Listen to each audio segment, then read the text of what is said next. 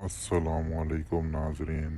नमाज की अदायगी का फ़रीज़ा जो हमारे ज़िम्मे है, उसमें दुरुस्ती लाना इंतहाई ज़रूरी है, क्योंकि कबूल करने वाली रब की ज़ात है। लेकिन हम अपनी तरफ से मुकम्मल कोशिश करें कि नमाज अदा करते वक्त जो एहतियाती तदाबीर हैं उनको लाजमी अपनाएं, या जितने भी मसाइल हैं उनको ज़ेर गौर लाते हुए अपनी हिकमत अमली करें। जैसा कि जगह की तंगी की वजह से इमाम का मुक्तदियों की सफ़ में खड़ा होने का हुक्म क्या है।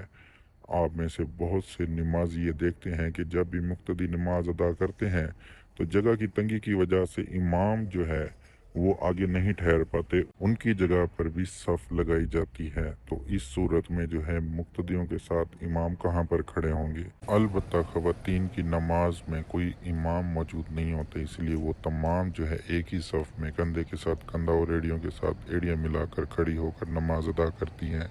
ये अहकामात सिर्फ़ और सिर्फ मर्दों के लिए है।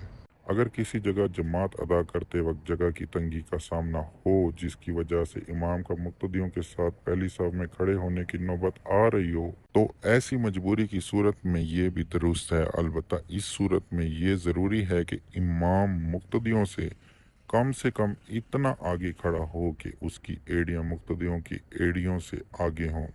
अल्लाह ताला से दुआ है कि वो हमारी नमाज़ों को कबूल और मंजूर फरमाए। आमीन सुम्मा आमीन। जज़ाकल्लाह।